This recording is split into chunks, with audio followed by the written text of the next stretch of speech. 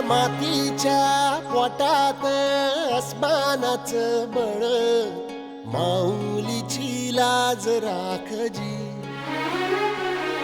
या विनमिन त्या दिव्याला तू साकड घाल, यात